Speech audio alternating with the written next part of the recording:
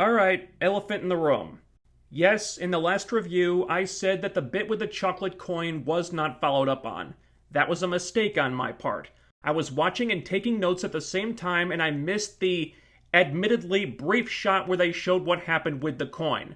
I do try to be as detail-oriented as I can with these videos, but occasionally something is going to slip through the cracks. I'm sorry. So all you commenters can cool your jets now. You may think I need to watch these episodes like 10 times and go over every single frame with a fine-tooth comb, but I'm not perfect, okay? And damn it, if I really deserve to be castigated for making one little understandable blunder after all the entertainment I've given you people, then may God strike me dead right now. Ah!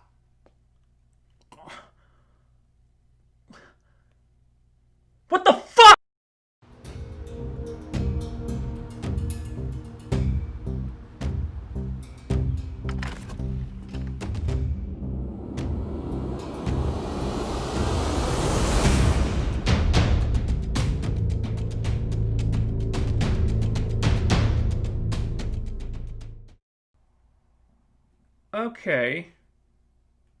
Okay. This was a weird one, in that it kind of addressed certain issues the show has been having. It kind of did some of the things that I've been saying needed to happen, but the execution of it was so wrong-headed that the impact of these things wasn't what it should have been. And while I think this episode may have been a semi-positive sign, it's really a case of one step forward, half a step back. So we start, not in a flashback, but in the present for a change. It's high school football practice, and Artemis Croc, it turns out, plays on the boys' team, which is allowed apparently. And of course, she is putting every boy on the team to shame because she's a girl, and therefore better than boys at traditionally male sports by default. She easily outmaneuvers everyone, she scores a touchdown, and then some chauvinistic prick nails her with a cheap shot, so Artemis is like, I'll teach him for thinking he has more testosterone than me! She one-punches him, and he goes down like a rock. The coach benches her because there's no fist-fighting in football, and her parents, that's Crusher and his wife, who I don't think has a name yet, are not happy about it. So a few hours later, the coach is about to leave for the night when they confront him in the parking lot and murder him. Just for benching their daughter? Couldn't they just throw their beer at him and flip him off like normal sports fans? Cut to Courtney. This seems to be picking up with her right after the last episode ended, and oh my god, this was so dumb. She flies home with the cosmic staff and enters her room through the window. And not the backyard window either, the one facing the road. This is Halloween night, where not that long ago there had been trick-or-treaters all over the neighborhood. And lest we forget, the glowing cosmic staff tends to stand out in the dark. But even though anyone could be watching right now, Courtney just enters through her bedroom window. Bear in mind, in the last episode, which is just a few hours ago in the show's timeline, there was a whole scene where Courtney was explaining the importance of secret identities to someone else. And now she's doing this. See, this is one of the big problems with Courtney right now. She keeps trying to act like she knows what she's doing, even though she doesn't, and those actions either have no consequences, or they have consequences that she doesn't care about. It's one of the more frustrating aspects of this show, and it doesn't get any better this week, even though part of the point of this episode, I think, was to address that very issue. So Pat's waiting for her when she gets there. He confronts her about stealing the JSA gear. He again points out that this stuff is dangerous and could kill her real easily, once again highlighting Courtney's lack of respect for these items. But Courtney insists that they need to reform the JSA, and eventually gets around to admitting that she gave the rest of the gear to her school friends. Pat continues to adult very well, though, and gives voice to something Courtney hadn't considered. He thought he could trust her, thought they were in this together, but she went behind his back and put these kids in real danger. So, that's the end of that. He orders her to get the JSA gear back unless she wants her friends to end up like Joey Zarek, the first kid she got killed by being a reckless idiot. And I like this a lot. Pat finally called her on her disrespect, and she had no response, but she had no smug comeback either. So it appears as if a combination of guilt and maybe a little bit of shame may have forced some common sense into her head. But Courtney being Courtney, it may not stay in there very long, so let's enjoy this while we can. So Pat takes the rest of the gear back and he puts it away and he looks at the picture of Rex again, and he may act like he wants to be done with this, but clearly it's still nagging at him. Cut to Icicle getting a text in the middle of the night that the gym rats are at it again, so he has to go out into the woods to get Crusher and his wife in line while they're burying the football coach's body, presumably next to the other 2 coaches they killed in the last 2 seasons because they really don't want Artemis to be on the bench, damn it! Icicle explains that what's best for America is the greatest gift they could give Artemis, but they've just been cooped up for way too long at this point and are really anxious to give their killing muscles a workout, so he tells them to dig their suits out of storage because they're going back into action tonight. For a mission that apparently happens off-screen because we immediately cut to the next morning where Mike is finishing his science project. What a satisfying resolution to that cliffhanger. Mike has built a miniature volcano out of leftover Halloween candy. Pat, of course, accuses him of waiting until the last minute to do his project, and who among us wasn't guilty of that in school at least a few times? At least Mike finished it, and Barbara happens to think his project is pretty cool. Then later at the science fair, Mike is looking for someone to be in his corner, everyone else is busy with the A-plot, but Barbara shows up to see him, his volcano is a hit, and Mike seems happy, so kudos to Barbara for being a good stepmom. This is a relationship that's kind of been developing quietly in the background little by little. The writers have never focused on it, but there was just enough of it to be noticeable. Mike is still a brat, but the one person he doesn't act like a brat to is Barbara. Maybe his biological mom hasn't been around and he's looking for a mother figure, I don't know. But he seems to treat Barbara fine. Mike's screen time still feels pretty pointless, but at least they do something with it here. Cut to Pat waiting for Rick on his way to school, and Pat talks to Rick about the truck Rick smashed the other night, because if he's doing stuff like that, him having that hourglass is going to be an issue. But Rick gets defensive and accuses Pat of not doing anything to stop the ISA himself. So Pat shows Rick his dad's journal and thinks maybe Rick can help with that. There are some details in it that don't make sense and might be a code of some kind. Rick can't make sense of it, but he'll keep trying. But before he can take off, Pat wants Rick to leave the journal and the hourglass with him because Rick's proved that he's not ready to use them responsibly, and Pat's 100% right about this. He explains further that Rick's dad had respect for this power and how addictive it could be. That's why he made it so it would only work for 1 hour a day. It was a precaution so he wouldn't abuse it like Rick did last night. And because Rick has a major inferiority complex, he immediately gets his back up at this, says Pat looks at him like he's trash, but Pat had this journal for years and he never did anything with it. He never knew about Rick, he never knew that Grundy killed Rick's parents, and what the hell did Starman use you for because you don't do anything? So he fucks off. And if I'm Pat, I'm this close to going on a Zoomer killing spree, because every single one of them seems to treat him like something they wiped off their ass after taking a dump. Although, Rick accomplished something here that after 6 episodes, Courtney is still working on. He treated Pat like garbage without coming off like a prick. When Courtney does this, it feels like arrogance and smugness. When Rick cops an attitude, we know it's because he's clearly been a victim of child abuse by his uncle. So he can do it and still be sympathetic, while Courtney's reasons are a lot more shallow right now. Cut to Courtney and Yolanda watching a video of one of Ted Grant's fights. This was his last chance to reinvent himself before his career ended or something like that, but he did it. And Yolanda thinks that if he can do it, then so can she. And that's what being Wildcat means to her. So she's really excited about the JSA stuff now, and thanks Courtney for choosing her to be the new Wildcat.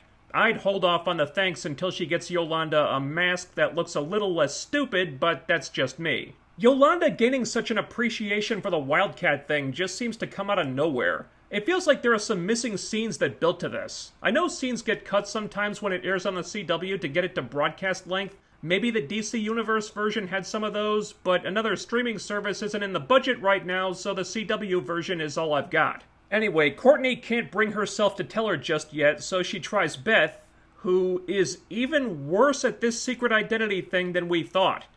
Like, comically bad. She's in the library, wearing the goggles, talking to the AI in the goggles, not even caring if anyone notices her. Of course, no one does. She sees Courtney coming and she's like, "Hey, Stargirl!" Out loud, not giving a rat's ass if anyone's listening. I mean, the show would have us believe that Beth is really smart, but then she does stuff like this, And I just want Courtney to take those goggles back, because I look at Beth and I see a kid that's gonna get herself killed even faster than Joey was. So even though she's only had these goggles for maybe 12 hours, Chuck the AI is already her best friend, because he listens to her, which no one ever did before. And that seems both lame and kinda sad that Beth is that hard up for friends. Plus, we never really got the impression that her parents didn't listen to her, so again, it feels like there are missing scenes here. So Courtney can't break it to her either, but she finally works up the nerve during lunch. Beth and Yolanda are really excited because they think Courtney's got their first superhero mission, but she crushes their hopes and dreams with the news that Pat wants the JSA gear back. Yolanda is outraged because being Wildcat is the first good thing that's happened to me in forever! More like 3 months, but okay. And why should they give the gear back? It's not up to Pat! This stuff isn't his in the first place! Well, sweetie, it's not yours either. And frankly, Pat has a better claim to it than you do. And Beth just doesn't want to lose her new friend Chuck. Boo-hoo. You're breaking my heart. Cut to football practice, where the principal has already hired a new coach, even though the previous coach hasn't been gone long enough to even be declared missing. Not sure how that works. But she introduces him to his new star player Artemis, while her parents watch from the stands, ready to cave in this guy's skull if he so much as looks at them funny. Icicle's crony shows up and gives them a mission to retrieve the satellite codes for the broadcasting dish he stole last week. Then he starts to leave, callously tossing some trash on the ground, but Crusher's wife tells him to pick up his trash and dispose of it properly, dammit! So they're supervillains, but at least they're not litter bugs. So they've got layers, I guess? Courtney follows Beth and Yolanda outside. She can't get through to them, and maybe they should go talk to Pat about this, but then Rick shows up and says he just talked to Pat and that was a bust, and if he asked for your cosmic staff back, would you give it to him? And she obviously wouldn't, so Courtney doesn't really have a leg to stand on here. Though I'm not even sure why she's doing this in the first place. Pat didn't say anything to convince her to take the gear back that he hadn't told her before. He brought up Joey dying, but that had no effect on Courtney when it happened. But now suddenly it does? What changed between then and now? I don't know. But it feels like Courtney's character skipped a step here. Because Rick is not an idiot, refreshingly, the first thing he does is ask if Beth's goggles can decode his dad's journal, which is good thinking. Unfortunately, the goggles don't know how to decode it. Beats me why, they seem to know everything else. For example, they know that at this very moment, Icicle's crony, who is a supervillain called the Gambler and is wanted for fraud, conspiracy, and murder, is trying to hack into a communications company. So AI Chuck knows all that, but he can't decode some word scramble in a journal? I'm really gonna need some clarification on what those goggles can and can't do. They need a set of rules. The Hourman Hourglass has rules that were clearly defined. 1 hour of super strength a day, and that's it. Wildcat suit, same thing. It gives you agility and claws. Okay, so we know what those two are capable of and what they're not capable of.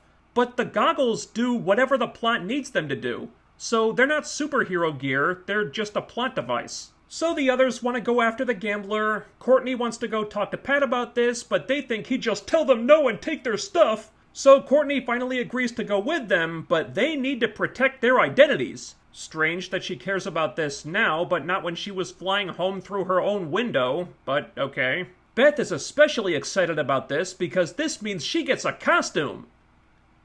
And her excitement can only mean that she hasn't seen the costume yet, because... wow.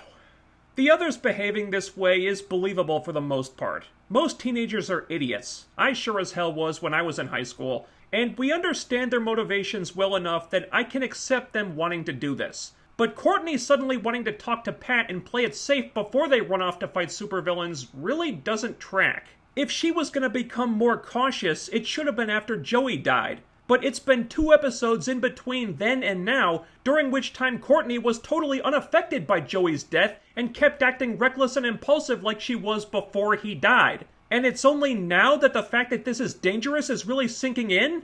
Don't get me wrong, I'm glad Courtney seems to be smartening up. I just don't know how the hell it happened. So Crusher and the wife tell Artemis that they're having a date night. Interesting in that Artemis doesn't seem to know her parents are supervillains, I guess. Icicle and his son are celebrating what was his wife's birthday at a diner. They get a piece of cake and blow out a candle, and Pat comes home to find Barbara and Mike watching old movies, and Barbara tells him that Courtney went out with her friends. Cut to the communications company where the new JSA shows up and...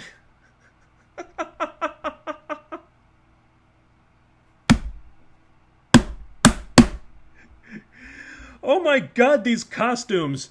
What were they thinking with these things? Watching this, you really have to feel for the actors, because this is awful. I mean... Okay, even with as goofy as the suits are, Rick comes close to pulling this off. Not that surprising, apparently the actor is Lou Ferrigno's son, so he's got superhero DNA. Plus, he's got this grumpy, surly demeanor about him, so you get the sense that he probably knows how silly he looks and just doesn't give a shit. So him you can almost kind of forgive. But Beth's costume, Jesus Christ. I thought the Wildcat mask was bad, but that was nothing. Beth's costume doesn't just look like cosplay, this is cosplay that makes Beth look 10 years old. This is embarrassing. Forget fighting the ISA. These clowns run into supervillains and the bad guys are just gonna bust a gut laughing at what a joke these kids are. Also, when did they get these costumes? I'm assuming they stole them from Pat in a deleted scene, but what happened to Rick not wanting to wear some stupid costume? Is that just not a thing anymore? I guess so. So Courtney tells everyone to follow her lead, but Rick has about as much confidence in Courtney's leadership as I do, so he just wants to break down the door, go in there, and wreck shop. Courtney says that would set off an alarm, which is really something Yolanda would have pointed out, not Courtney. I don't know how the hell Courtney became the observant one all of a sudden, that doesn't make sense. But lucky for them, Beth's goggles know the security code for the door.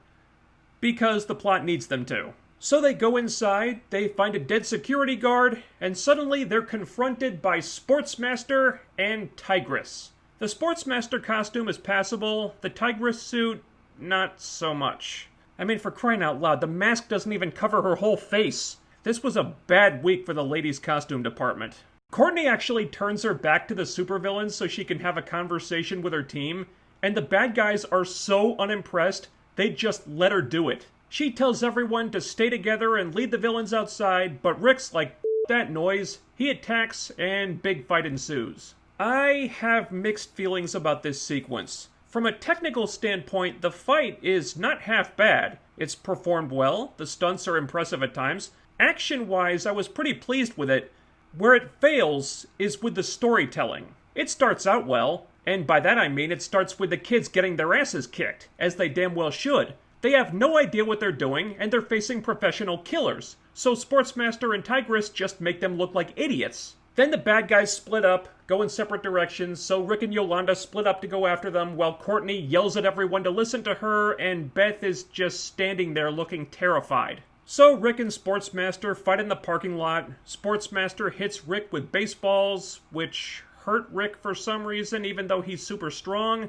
I have no idea why. The balls didn't seem to be tricked out in any way. And he keeps getting the upper hand on Rick because he's the skilled fighter and Rick's just a brawler. Though Rick does tackle him into a car at one point and smashes the car's roof, which by all rights should have broken Sportsmaster's back, but it barely hurt him at all for reasons unknown. Anyway, short version, Sportsmaster is winning until Courtney shows up. Cut to Tigress and Yolanda, who are a little more evenly matched, but again I'm not sure why. Yolanda's in the school boxing club and the suit gives her cat-like agility, so that means she can throw a punch and land on her feet if she falls down.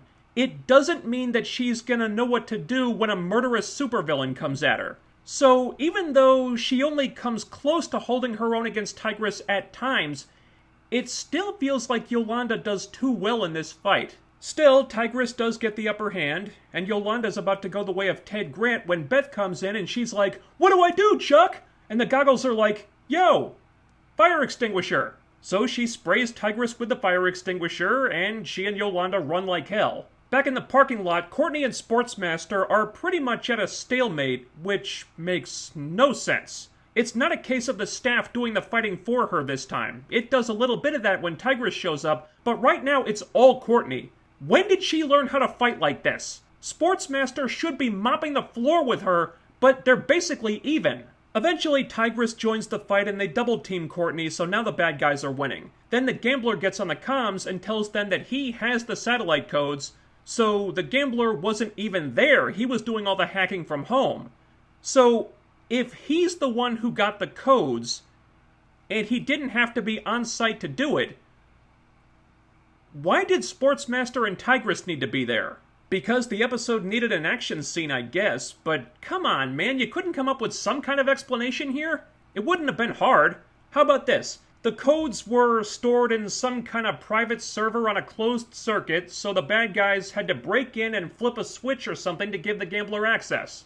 There, easy. So their job's done, but the fight's not over yet, so Sportsmaster throws an exploding hockey puck at the cosmic staff, and the staff looks like it's broken, but then it's not. So that was pointless. The kids all gathered together finally. They're gonna fight as a team now, so it's 4 against 2, but Sportsmaster and Tigress still like their chances, and they're about to throw down again when Pat flies in the stripe armor. And giant robots are a little above their pay grade, so Sportsmaster throws a badminton dealy thing that turns into a smoke bomb and they escape. And Pat probably could have just surveyed the area from up above and found them quite easily, but he doesn't bother because the script didn't say so. Later on, back at the garage, all the kids are basking in something that resembles genuine respect for Pat finally, because if he can build a giant robot suit, he can't be all bad, I guess. Meanwhile, Pat and Courtney are having a conversation that takes irony to a whole new level. Thank God you were there, Pat! I mean, you wouldn't believe these idiots! I had a plan, I knew exactly what we needed to do, but they just did whatever the hell they wanted. They wouldn't listen to me, they wouldn't respect me. You don't know what that's like! Wow, Courtney. That must have been really frustrating. Annoying, even. Preach! I mean, if they had just respected the fact that I know what I'm doing and listened to my advice, then maybe we all could have...